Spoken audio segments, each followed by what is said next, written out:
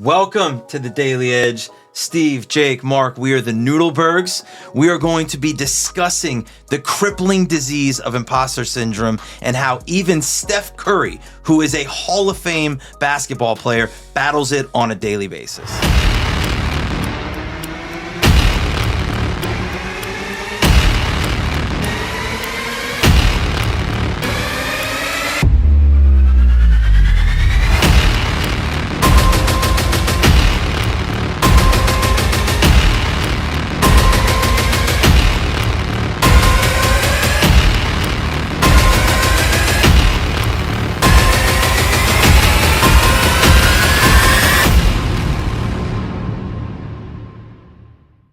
Let's find our edge. That starts with the affirmation. Self-doubt is a sign you're leveling up, not that you're falling short. The question of the day, is imposter syndrome a positive or a negative? If I'm first at bat, I think it's a positive. High performers, male or female, experience this on a regular basis because they're pushing themselves to outside of their comfort zone. I'm going out of order. I agree.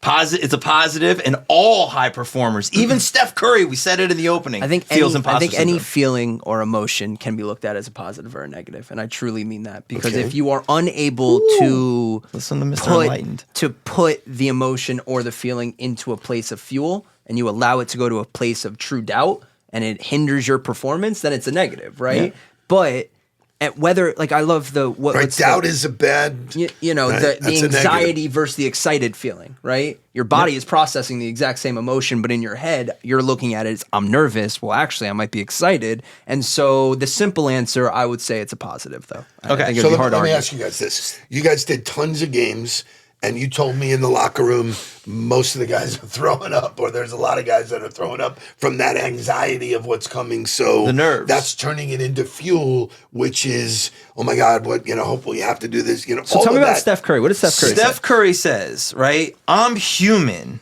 Like everybody, you have doubts about yourself and you have imposter syndrome at times.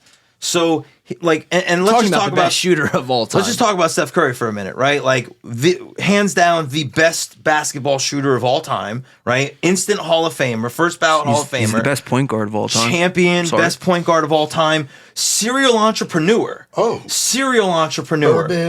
Bourbon, owns a media company. Very faith-based, right? Yeah, strong faith. Very faith-based. And then also philanthropist.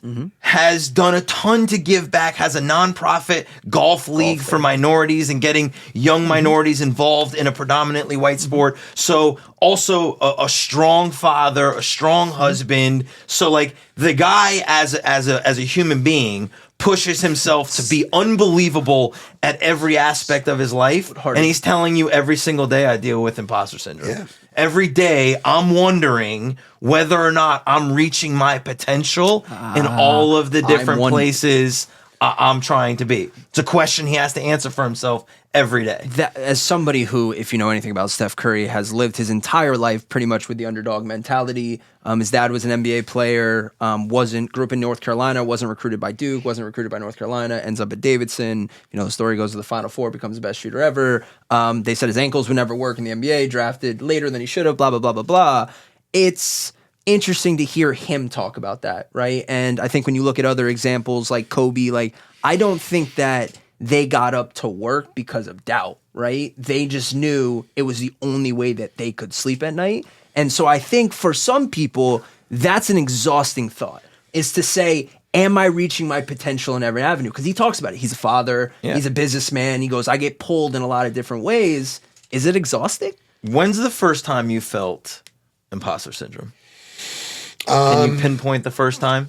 The bigger the phone company became, when I was in meetings when people were talking about EBITDA, and I was like, what the fuck is EBITDA? I'm like, wow, so I think, when you're in the deep end of the pool, right, and that mentality sets in, like, do I belong here? Are they looking at me like a fool? I'm gonna, it's embarrassment, right? I remember, it's it's not really embarrassment. Well, it sort of is. I remember talking, and I thought it was evaluation, You know, when you're talking about looking at a company and somebody pulled me aside and they go, dude, it's valuation. Man. And I was like, oh, shit, you know. So, you know, that whole paradigm of the more you do, the more you're not going to know. Right. Are you willing to swim in the deep end, right. not knowing how to swim?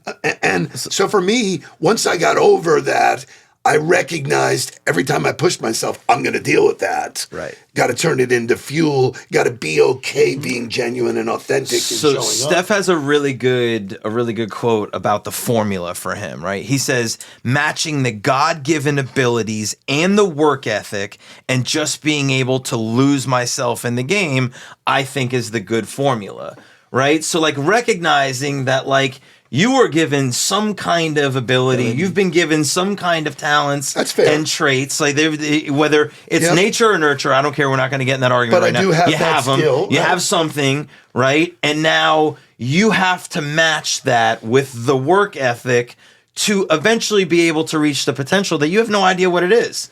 He did not think he was going to play in the NBA. Let's be very clear about him growing up. His dad played in the NBA, so there's already like an expectation that like, oh, your dad did it, you should do it. But then he's undersized, right? He's under-recruited, goes to a very small school, and there's a very low percentage that he goes on to have a successful NBA Certainly not career. To become what he did. But God-given ability with work ethic, he said, I will apply the work ethic that I need to apply for the NBA and see what happens. And now you get the results. So here's the validation. You know, we talked about it when we talked about Bronxdale, you know, wasted talent. Right. You know, there's nothing worse than that. You know, when you let someone else define who you are and what your capabilities are, right, that's where you fail. Well, so that's where you said embarrassment, right? And you talked about being in the meeting and being like, what the fuck are they talking about, right? And I remember being 26, being a special teams coordinator, sitting at the table, right? And there was a lot happening. I remember there was many times I've made an ass of myself in a room that I was in front of my skis. Yeah. I was with guys who had decades of experience on top of me. I was sitting in a room being expected to make decisions that I had never been put in that position before. And so the embarrassment is like it's an internal thing where you're just afraid of what everybody else is thinking. Correct. You're afraid of what everybody else might be thinking. You don't even know what they're thinking. You're afraid of what might happen. And the only way to get out of that, like Steph says, is to go do the work.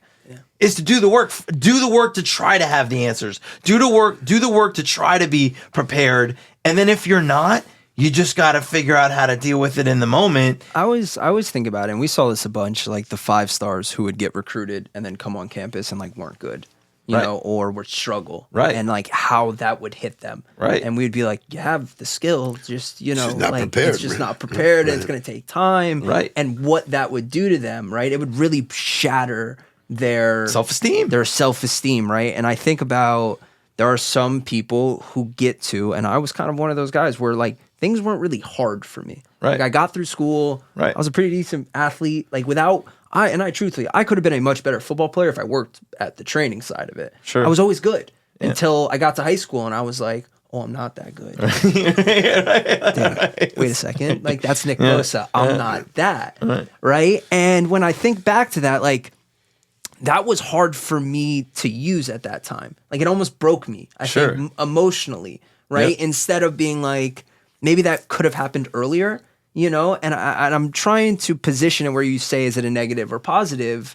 Because it was a negative at that point for me. And I couldn't figure out how to make it a positive, you know? Like I was good in my role, but because I wasn't that, I was like, oh, I'm shit. Well, but what's interesting about that story and all of our stories is when you felt it, it was because you got pushed into the bigger pond. Yeah. Like you went from playing on your community team where, okay, I'm really good in this competition level to, the borders have been opened a little bit. And I just got to know. And now I'm in this bigger pool and but then like you said, there's work there. There's, okay. And like you said, it was like, an identity thing, and it's like fixed mindset identity versus crisis, growth mindset. 100%. It's like identity crisis. What story are you telling yourself? And it's like, I think I am what I am right now, and that's it. It's final, it's finite, but that's not true. Right. You've been pushed into the deep end, and guess what? Everybody who goes into the deep end for the first time goes, whoa, this is different. I can't touch the floor. It then becomes about what do you do after that, right? How do you then equip yourself with the skills to live or swim or whatever metaphor you want to do at that level? Perfect time to use this quote. Like, I don't know if you guys, if you haven't, Tom Cruise has been everywhere, all over social media, every interview. But, shout out to Aiden. Yeah, shout out to our boys. But he had an interview where he was talking about, they were like, how do you do so much? And he goes, because I'm obsessed with knowledge. Right. And he goes, when I have an interest, I just want to learn it. I'm not telling you I'm going to be good at it. He goes, I just want to be obsessed with knowing everything about it. Mm-hmm. Every little crevice. And I'm fortunate enough to meet him. Like, the first time he met me, he was like, tell me what you do. And he was like, oh, you do this? And he's asking questions. And I was like, that's just someone who is so comfortable not knowing something. Right. And being so willing to ask the questions and be like, there is more, whether I'm the best or not. So it's interesting because everything you do for the first time, you suck at it. Right. And you got to be willing to suck. Yeah. It's not true. It's not. What, like, give me an example. I didn't suck at football. I didn't suck at basketball. Well, there's plenty of cases that people are naturally talented, that like they step in front of it, but they're not the best. But not at that level. But they're not you're not the best the first time you do something. So here's the point. Here's the point, though. The idea that imposter syndrome is like a one-time thing or it just goes away is complete bullshit. Right. It's forever. It's going to be disease. there. Right. It's a legitimate disease. And you get better at dealing with it. Your mindset and your preparation and, recognizing, hey, wow, man, I got this feeling, but I'm going to turn it into fuel because I'm going to do the best I can and I know I can get there. I think part of that is recognizing that you only feel imposter syndrome if you're pushing yourself to grow. Without a doubt. If you are content being where you are, doing what you do, and that's it, you're not going to feel a whole lot of imposter syndrome because I remember being a GA, right? And I remember when I started doing breakdowns for film, I was like, I don't know what I'm looking at. I don't know what I'm supposed to be looking at. I don't know what any of the answers are. 2 years later, I'm cranking it out like no problem, right? Imposter syndrome gone. I'm an expert now. I know this. I could do this with my eyes closed. If I would have stayed there forever, I would have felt no imposter syndrome. I would have just continued to do the same thing and been at that level. A lot of people. But if I wanted to do more, and nobody's saying you have to do more.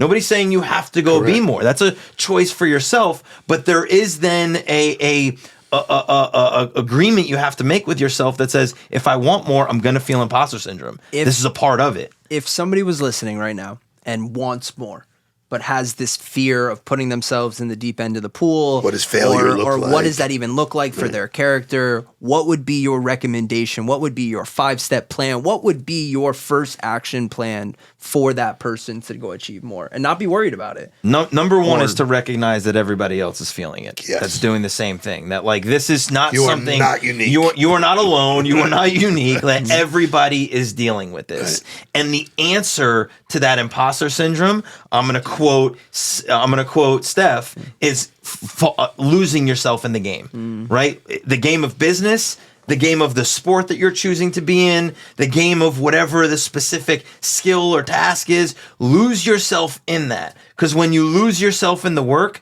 you stop worrying about everybody else. Yeah. You stop worrying about what anybody else is thinking, what everybody else is, and you're so locked into doing the work that you build confidence in your ability in that thing. And so, like, recognize you're not alone. It's just a part of the game. Then say, okay, I got to lose myself in the work, start doing the work. Naturally, you will find your way out of it. So this is a topic for another show, but I think it's really relevant. Steph went to comparing himself to the greatest. Right. And when you compare, that's where a lot of it is like, I don't belong at that level. You got to see yourself as the best in the world, the best ever. Comparison, never good. Never good. Butcher his name. Timothy Chalamet. Chalamet. Right, yeah. be a word Like, to ring you know the bell. what? Shout him That out. guy stood up there and was like, I want to be the best, right? And is not afraid to go play crazy roles and do crazy things. And if you just saw, he's making out with Gwyneth Paltrow on a movie. And like, he is putting himself in a very uncomfortable space, I would imagine, for him. Correct. Right? But what does he do to overcome that? He gets lost in the work. He grinds. Right? Works. He becomes the character. He learns Tom Cruise does everything. that. Yeah. Right. It's what Tom Cruise said. I get lost in the learning of it, right? You have to do that. That is the only way to find yourself out. Otherwise, right, you're constantly pretending. Well, you're not actually growing. You have to deal with resentment because I could have, Les Brown, the graveyard is the coulda, woulda, shoulda, The fake it till you make it shit. Bullshit. Right? Like you can't feel like you are faking. Yeah, correct. Like you have to be like, I just don't know it yet. Right? And that's a very different feeling. And I'm doing everything I can to learn it. Like, hey, I know I'm going to sound like an idiot in the room probably, but I don't exactly know what EBITDA is. You know what I mean? Like, well, let's look at social for all of our media. CEO clients, he doesn't know what it is now. I thought it was evaluation. Why are we saying valuation? What? This whole thing, when I invested the time and the energy to learn social media, I think the fear that most people have, the imposter syndrome, is they're going to say or do something stupid in front of all these people. The current hot term is everything you want is on the opposite side of cringe. Yes. It's actually the 2025 version. Well, it's exactly, and that is as true as you could possibly I did not hear say. that, but thank so imposter syndrome is a positive, right? And it is a necessity if you are trying to reach your potential. Who knows what your potential will be? Are you going to be Steph Curry? Probably not. Or you could be me. Probably not going to be Steph Curry, right? Very low percentage. But the other side of it is wasted talent. But if you don't push yourself, if you don't push yourself, you have no idea what you're accepting. This is just who I am. Accepting mediocrity. That's the edge. Go find it. Seek out the imposter syndrome. Light it on fire, baby. Thank you for watching. Thank you for finding the edge with us. Remember to subscribe, like, and comment. Share it with a friend. We'll see you next time.